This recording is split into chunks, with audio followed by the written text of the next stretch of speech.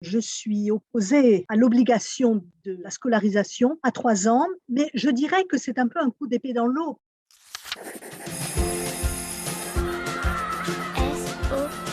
Éducation.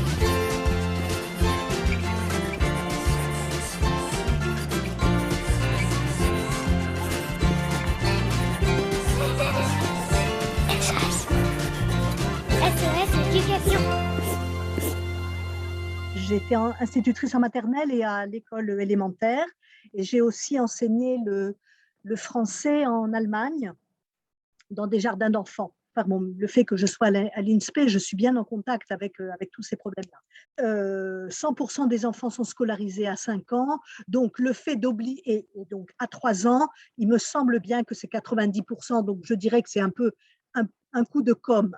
Les enfants n'appartiennent pas à l'État, les moyens ne sont absolument pas là, et il y a un mot qui me fait bondir, c'est quand le ministre parle de l'école de la confiance ou de l'école de la bienveillance, parce que dans toutes les écoles, dans toutes les classes de petits, que ce soit à Paris, dans les quartiers favorisés ou dans les quartiers défavorisés, donc à l'est ou à l'ouest de Paris, en gros, que ce soit en banlieue.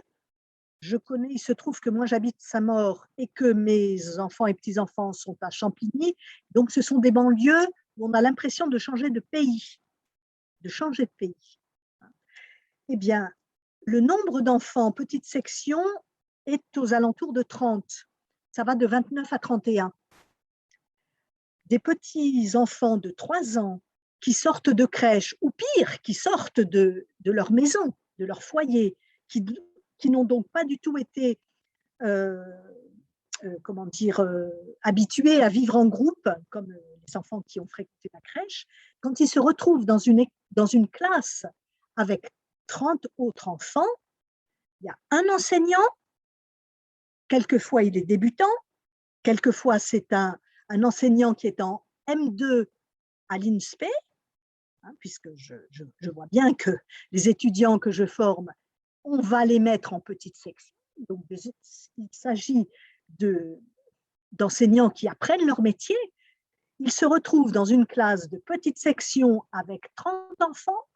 Ils sont simplement accompagnés d'une ATSEM qui fait son travail comme elle le peut, mais qui a un an, je crois, de formation. Donc, c'est vraiment pas beaucoup. Les conditions de la bienveillance et de la confiance ne sont pas du tout réunies. Moi, je pense que si on devait revendiquer quelque chose, c'est qu'en petite section, les enfants doivent être 15. 15, c'est le maximum. Quand ce n'est pas le cas, donc ce qui est la situation actuelle partout en France, tous les enfants pleurent et ça va durer pendant tout le mois de septembre. Tous les enfants pleurent. Alors, chez les uns, ça va durer 2 jours, chez les autres, une semaine, et chez d'autres, un mois, mais je ne vois pas pourquoi il faut passer par cette période de rupture et de souffrance et de refus de l'école. L'autre conséquence, c'est que, du coup, l'enseignant, il est obligé de faire apprendre très vite les règles du vivre ensemble. Et ça passe avant tout apprentissage. Or, l'enseignant, il ne peut pas faire autrement, parce qu'il faut qu'il gère le groupe. Il faut qu'il gère, par exemple, la souffrance des enfants, les pleurs des enfants, le pipi des enfants. La TSEM, elle va être occupée à changer un petit. Pendant ce temps-là, il y en a un autre qui va faire. Voilà, des problèmes très, très concrets qui vont se poser. Pendant ces moments-là, les enfants ne vont pas entendre leur enseignant raconter une histoire. L'enseignant ne va pas pouvoir dire à chaque enfant: alors voilà, je vais te montrer quels sont les jeux que tu peux emprunter. On va aller au gymnase ensemble pour faire de la motricité. L'enseignant ne va pas pouvoir faire ça au début parce qu'il doit gérer le groupe.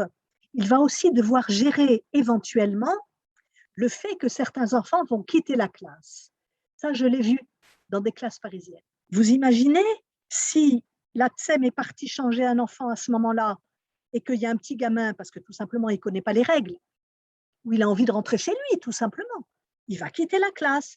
Qu'est-ce qu'il fait l'enseignant là? Il est tout seul. Moi, je me suis retrouvée dans une classe parisienne où il y avait un escalier de 3 étages au bout du couloir à droite, au bout du couloir à gauche, et 2 gamins sont partis. L'enseignante, qui était une enseignante débutante, n'a pas vu que 2 de ses élèves sont partis. Donc, je suis partie en courant rattraper les 2 gamins. Il y en avait un à un bout du couloir, l'autre à l'autre bout du couloir. Vous imaginez si les enfants étaient tombés dans l'escalier? Donc, même un institut super bien formé, avec 30 enfants, je pense que pour les enfants, ça va être quand même un petit peu dur. Donc, l'école de la confiance et l'école de la bienveillance, ce sont que des mots qui servent la communication, et je trouve que c'est scandaleux.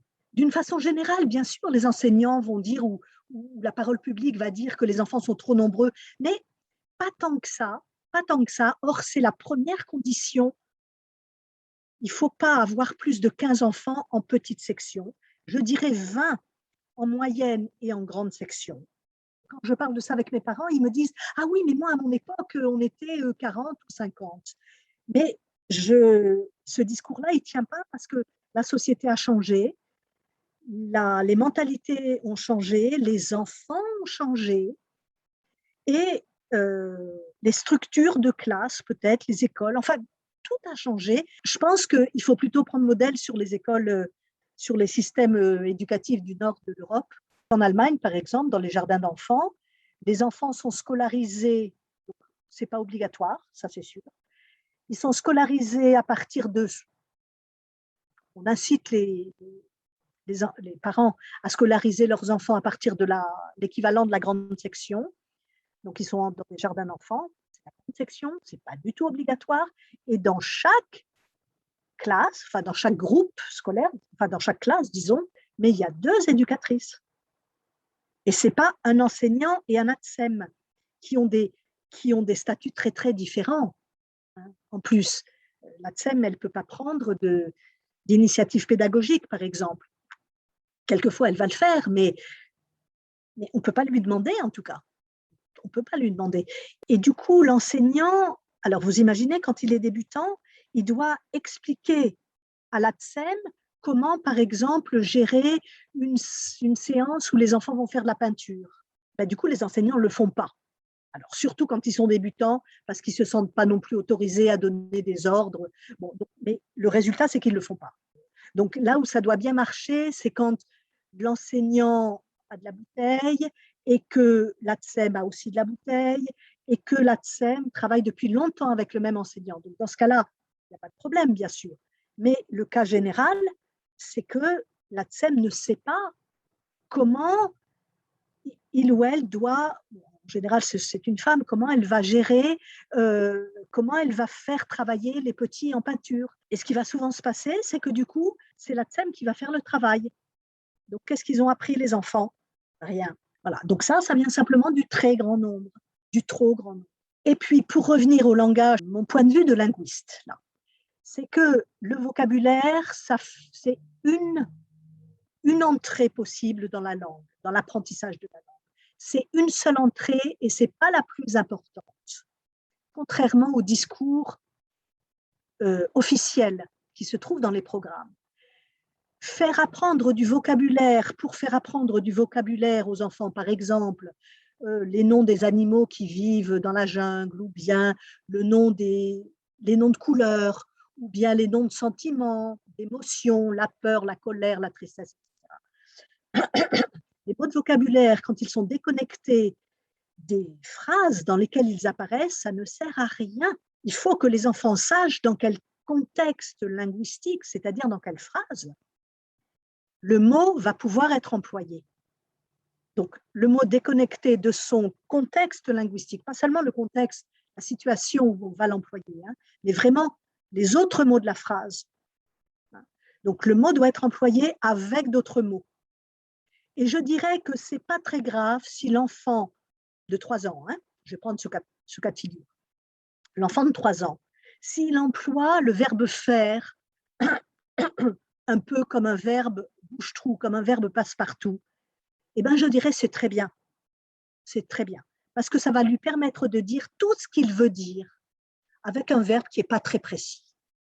Mais il a 15 ans devant lui pour parvenir à employer le verbe faire de façon plus enfin, l'équivalent du verbe faire de façon plus précise. Par exemple, on effectue un voyage, on procède à, je ne sais pas, on procède à une élection. Enfin bon, vous voyez, après, il y a des verbes plus précis qui vont pouvoir se mettre à la place du verbe faire. Mais en petite section, et je dirais en maternelle, qu'on laisse les enfants employer à bon escient le verbe passe-partout, qui est le verbe faire, par exemple. Vous voyez, donc, on a, dans toutes les langues, hein, pas seulement en français, on a à notre disposition des verbes très fréquents, qui sont très précoces, qui font partie de la première langue parlée par les enfants, qui sont, je peux même vous en donner la liste, parce que tout le monde la connaît, cette liste-là. Et donc, cette liste-là, c'est le verbe faire, le verbe prendre, le verbe donner, le verbe tenir, aller, venir, écouter, entendre, voir, être et avoir, évidemment. J'en ai peut-être oublié un ou deux. Mais vous voyez qu'avec ces verbes-là, n'importe quel petit enfant est capable de raconter une histoire. Donc ça devrait être ça le socle, le premier objectif langagier, je dirais, c'est que les enfants sachent former des petites phrases simples avec ces verbes que je vais appeler des verbes passe-partout. Je dis passe-partout parce que ce sont des verbes qui vont pouvoir entrer dans des constructions linguistiques variées. Et du coup, ils sont faciles à employer. Et en disant ça, je pense aussi aux enfants d'origine étrangère, pour qui le français n'est pas la première langue. Ben pour ces enfants-là, il faut aussi qu'ils aient des sortes de mots de joker. Et donc le verbe faire, le verbe donner, le verbe être, avoir, etc. Vous voyez, le verbe aller, par exemple, ça va permettre à l'enfant de décrire un déplacement sans être obligé d'employer le verbe se diriger vers. Oui, ça, c'est beaucoup plus difficile. Alors que aller à, c'est fréquent, l'enfant va l'entendre et c'est plus facile à employer, disons, que le verbe se diriger vers. Donc, je dirais que ça pourrait être un objectif. Alors, vous allez me dire, donc ça, c'est du vocabulaire. Oui, c'est du vocabulaire, mais le verbe, par définition, il ne peut jamais être employé seul. Le verbe, il va forcément être employé avec un sujet et éventuellement un complément. Du coup, ce qu'il faut viser, c'est que, à la fin de la petite section, c'est que les enfants soient capables d'employer non pas tous les verbes, tous les mots de couleur et les noms d'oiseaux et de je ne sais quoi, c'est qu'ils soient capables d'employer des petites phrases complètes, ils soient capables de produire des petites phrases complètes avec des verbes passe-partout et bien employés. Donc, si les verbes sont conjugués, même si la conjugaison elle est fausse. Par exemple, un enfant de 3 ans, il va dire pendant assez longtemps, il se metta du rouge. Il se metta du rouge sur la main. Eh bien, ça veut dire que l'enfant a surgénéralisé à partir du modèle des verbes du premier groupe qui sont les plus fréquents dans la langue, pas les plus employés, mais les plus fréquents. Les verbes du premier groupe en ER, c'est les verbes les plus fréquents. Donc, c'est ça qui va servir de modèle aux enfants. Le gamin de 3 ans qui va dire « il se metta du rouge », eh ben, il a pris modèle sur « il chanta », voilà, sur le verbe du premier groupe. Donc, c'est très bien qu'il dise ça, parce que ça veut dire qu'il a compris que il a surgénéralisé, donc il a compris que la langue, c'était un système. Un autre exemple réel, c'est un enfant qui va dire « je vais te montrer ». Ben, là aussi, il a surgénéralisé parce qu'il a repris en fait une phrase de sa mère ou de son père qui lui a dit « tu vas faire ceci, cela ». Et donc l'enfant a dit « je », mais avec la forme de deuxième personne. Donc il va dire « je vas ». Voilà. Donc ce genre d'erreur en petite section est normal. Ça sert, je dirais, à rien de corriger ça. L'enfant, il va corriger tout seul dans quelques mois ou bien l'année d'après. Donc, par contre, le fait que l'enfant parle en employant ces formes-là, et en plus il manifeste qu'il a compris que la langue était un système, puisqu'il surgénéralise, ça, c'est important. Bien sûr, si on corrige, tant mieux. hein, tant mieux. Sauf que c'est plus important que l'enfant raconte une histoire en disant je vais faire ceci et il se met à du rouge. C'est plus important que l'enfant termine de raconter plutôt que d'être interrompu par l'enseignant qui va corriger. Et après, l'enfant, s'il est timide, il aura oublié ou il n'osera plus prendre la parole et il va s'arrêter de parler. Le premier objectif, c'est trouver des situations dans lesquelles les enfants vont pouvoir parler, comme ils peuvent, avec l'aide de l'enseignant, bien sûr. Hein, l'enseignant va prêter des mots, va prêter une petite phrase, bon, et puis après, l'enfant va continuer, bien sûr. Mais c'est que l'enfant puisse parler. Et pour que l'enfant puisse parler, il faut que l'organisation pédagogique de la classe s'y prête. On ne fait pas parler des enfants quand il y a un groupe de 30. Donc, rendre l'école obligatoire, ça veut dire qu'il y aura encore plus d'enfants, parce qu'il y a aussi ça, du coup. Hein, avec les moyens de misère dont on dispose, c'est un mensonge d'État. Quand je vais en visite voir les jeunes stagiaires, enfin jeunes ou moins jeunes d'ailleurs, hein, disons les stagiaires, j'essaye de leur dire de mettre les enfants en groupe, en atelier. Donc, par exemple, il y a un groupe d'enfants qui va être en train de faire de la peinture avec la TSEM, par exemple. Un autre groupe d'enfants qui va être en train de faire, qui va être par exemple au jeu, dans le coin jeu, en train de faire des constructions, puis un autre groupe d'enfants qui va faire du coloriage, par exemple. Et du coup, le quatrième groupe d'enfants va être avec l'enseignant dans le coin lecture. Et à ce moment-là, l'enseignant va avoir, il n'aura pas que 4 enfants avec lui, mais disons même s'il en a 8, c'est beaucoup mieux. Donc, l'enseignant va lire une histoire à ce petit groupe d'enfants et ensuite proposer aux enfants, par exemple, à un enfant de raconter l'histoire ou de raconter la fin, ou, voilà, ou simplement de raconter l'histoire. Voilà. Donc, là, on peut commencer à faire du travail sur la langue. Mais combien de temps l'enseignant va être, entre guillemets, tranquille? Avec des petites sections, vous voyez que ça va durer 5 à 10 minutes grand maximum, parce qu'il y a toujours un autre enfant qui va venir pour dire « Maîtresse, regarde le dessin, ou maîtresse, il ne veut pas jouer avec moi, ou maîtresse, il a tout cassé, bon, etc. » En début d'année, ce n'est pas possible. En début d'année, même en moyenne section, il va falloir que les enfants aient suffisamment d'autonomie pour que l'enseignant puisse prendre un petit groupe d'enfants pour faire travailler la langue. La pratique de la langue, elle ne peut se faire que quand on donne la possibilité aux enfants de prendre la parole. Un peu comme dans le contexte familial. L'enfant y progresse parce que ses parents le laissent parler, parce que ses parents lui répondent, évidemment. Or, le problème pédagogique très délicat, c'est que les enfants de 3 ans, encore à 4 ans, ne savent pas s'écouter. Parce qu'ils sont autocentrés, tout simplement, et c'est normal à 3 ans. Quelque chose qui devrait changer, à mon sens, aussi. Donc le nombre, ça, c'est évident que ça, c'est une priorité. C'est une condition sine qua non, je dirais. Et ce n'est pas les évaluations que M. Blanquer veut faire qui vont changer quoi que ce soit. Ça met une pression. Vous ne pouvez pas savoir à quel point les jeunes enseignants sont sous pression. Vous ne pouvez pas savoir. Je me souviens d'une jeune femme qu'on pourrait prendre comme le modèle. C'était une jeune femme de 35 ans qui avait elle-même 3 enfants, qui avait quitté son travail très bien payé. Elle a voulu se rendre utile, faire un métier, peut-être aussi parce que les horaires étaient plus compatibles avec ses propres enfants. Elle avait 3 enfants elle-même. Elle est rentrée à l'INSPE. Elle était donc en 2e année à l'INSPE. Je crois qu'elle avait déjà un master, donc elle a fait un master à l'INSPE pour être en alternance, donc 3 semaines dans une classe et 3 semaines à l'INSPE. Très bien.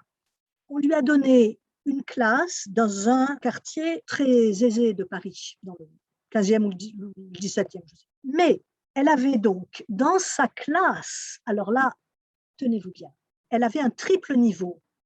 Elle avait des petits, des moyens, des grands. elle était débutante. Alors, même si elle avait 35 ans et qu'elle avait déjà 3 enfants, c'était quand même la première fois qu'elle prenait une classe. Dans les grands, il y avait un enfant qui avait des problèmes de famille épouvantables. Un soir sur 2, il dormait au poste de police. Donc ce petit-là, quand il était chez les grands, cet enfant-là, quand il arrivait à l'école le lendemain matin, vous imaginez dans quelle situation de tension et de violence il était. Parce qu'il voyait la violence qu'il y avait entre ses parents. Hein. C'était ce cas-là. Il y avait un autre enfant qui avait aussi des gros problèmes, je ne me souviens plus de quelle nature. Donc, il y avait 2 enfants qui avaient d'énormes problèmes familiaux et 3 niveaux. Quand je suis arrivée pour la voir la première fois, je me suis dit, comment elle va s'en sortir? Donc, je restais toute la matinée avec elle et après, je restais en général au moins 1 heure à discuter avec elle tellement je sentais qu'elle avait tellement besoin de parler que ça lui faisait du bien d'une certaine façon. J'essayais de lui donner confiance. En plus, elle faisait un super travail. Super travail. Elle passait 2 heures chaque jour après la classe à préparer la classe du lendemain. Et à la fin de la séance d'échange, elle s'écroulait en pleurs. À chaque fois, elle s'écroulait en pleurs. Donc, je suis allée la voir 3 fois et elle s'améliorait en plus à vue de nez. Enfin, déjà, elle avait un sens pédagogique presque inné. Et en plus, à la fin de l'année, vraiment, c'était génial ce qu'elle faisait. Malgré tout, pour vous dire la pression, malgré tout, elle se mettait à pleurer. Et j'en ai parlé à un inspecteur qui m'a renvoyé la balle en me disant que c'était du ressort des directeurs d'école, ça. Cette institut débutante. Elle aurait dû avoir, admettons, 2 niveaux. Bon, je reconnais que quelquefois, il n'y a pas non plus le nombre d'enfants qu'il faut. Bon, admettons 2 niveaux. Hein, on peut, en plus, pour certains enfants, c'est pas mal d'être, par exemple, des moyens et des grands. Il y a des enfants moyens qui savent déjà lire, donc pourquoi pas? Peut-être pas quand même à un débutant, mais en tout cas 15 enfants, mais pas 30, avec les petits qui ne connaissent pas les règles, qui font encore dans leur culotte quelquefois, ou en tout cas qui ne connaissent pas les règles. Les moyens qui ont des besoins particuliers, les grands qui ont d'autres besoins, qui doivent vraiment déjà reconnaître les sons, apprendre à mettre une histoire dans le bon ordre, enfin bon, hein, vraiment des choses très spécifiques qui sont difficiles, qui demandent que l'enseignant soit vraiment avec eux. Si l'ATSEM n'est pas à la hauteur, ce qui peut arriver, et malheureusement c'est le cas le plus fréquent. Le cas le plus fréquent, c'est plutôt que l'ATSEM, c'est quelqu'un qui ne sait pas trop comment faire, qui ne prend pas d'initiative ou qui fait à la place des enfants. Voilà. C'est vraiment un dysfonctionnement qui a lieu au niveau de la gouvernance des écoles, au niveau de la gouvernance des inspecteurs. Les directeurs d'école, ils ont des problèmes de cantine et de salles à gérer, et de trop grand nombre. Les inspecteurs, ils ont trop d'écoles. Il y a de façon évidente un problème de politique générale qui n'est pas du tout à la hauteur. La pression est telle que les enseignants, les jeunes enseignants qui sont à l'INSPE, ils sont assez nombreux à donner leur démission. Ça, personne ne le dit, et ils sont vraiment nombreux. Et quand ils sont à l'INSPE, c'est quand ils sont stagiaires, donc la première année, ils donnent leur démission. Et ce que je voudrais dire dans les dysfonctionnements assez généraux, il y a un décalage criant entre le discours de l'école de la confiance, etc., et on va améliorer le niveau, et les moyens qui sont totalement absents. Totalement absents. Et il y a un autre décalage entre ce que les enfants doivent apprendre et ce qu'ils vont de fait apprendre. L'exigence, disons, de la hiérarchie sur ce que les enfants doivent apprendre à l'école élémentaire et à l'école, donc en primaire, du CP au CM2, et en maternelle, me semble disproportionné avec ce que l'on est en droit d'attendre d'un enfant, parce que ce sont quand même des enfants, ce ne sont pas des jeunes adultes. Et a fortiori en maternelle, ce sont des enfants. Leur demander de rester assis, de faire ceci, de faire cela, de se taire à certains moments, etc. Je veux dire, et d'être à 30, donc de supporter le bruit, la fatigue du groupe classe, de faire de l'informatique, de faire de l'anglais, de faire énormément de choses en maternelle, ce qui suppose donc que les enseignants fassent autant de préparation. On est obligé de leur dire, préparez à fond une discipline, par exemple, toutes vos séances de langage. Et pour les autres disciplines, ben, ma foi, appuyez-vous sur les manuels. Donc, la première année, vous allez bien préparer les séances de langue, par exemple, hein, de français. Et du coup, c'est comme si on leur disait en filigrane, négligez un petit peu la motricité, les arts et les maths pour faire que de la langue. Vous voyez, mais du coup, les enfants, ils vont perdre du temps, quelque part. Et là-dessus, après, on a un ministre qui va dire, mais on va tout évaluer. Ah ben oui, mais ils font comment, les enseignants? Ils ne peuvent pas tout faire. Donc, d'une certaine façon, les exigences sont trop nombreuses. Donc, le résultat, c'est qu'il y a un émiettement. En primaire, c'est criant. En maternelle, moins, parce que l'enseignant, il est quand même obligé de s'adapter aux réactions des enfants. Donc, je dirais, par la force des choses, quand on voit, par exemple, que les enfants sont passionnés par un livre, eh ben, on va lire le livre jusqu'à la fin. Et tant pis pour la leçon qu'on avait prévu de faire, eh ben, on la fera à un autre moment. En maternelle, on peut faire ça. Donc, il y a plus de souplesse en maternelle, et je pense qu'il faudrait mettre l'accent sur cette souplesse.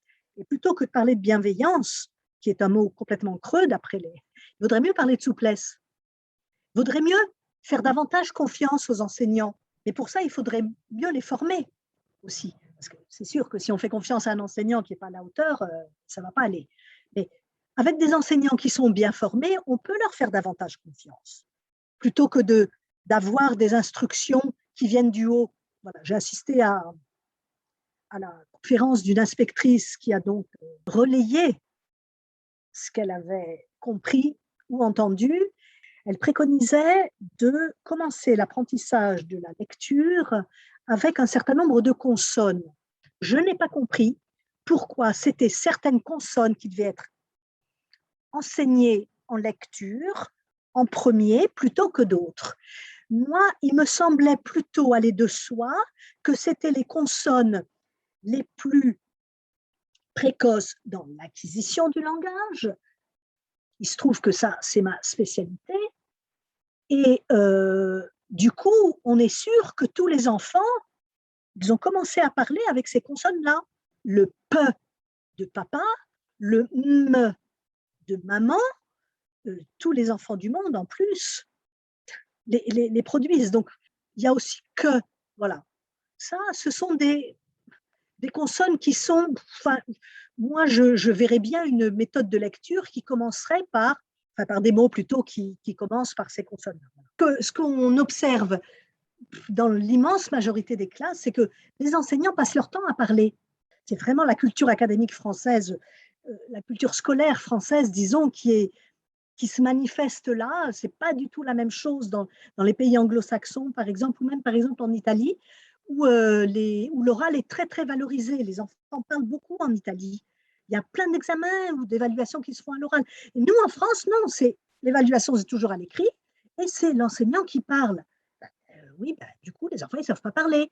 C'est ce carcan qu'il faudrait casser. Il faut laisser l'enseignant adapter son enseignement à chaque enfant. C'est sûr que l'enfant qui ne parle pas français, c'est peut-être pas la peine de lui lire un livre en même temps que les autres.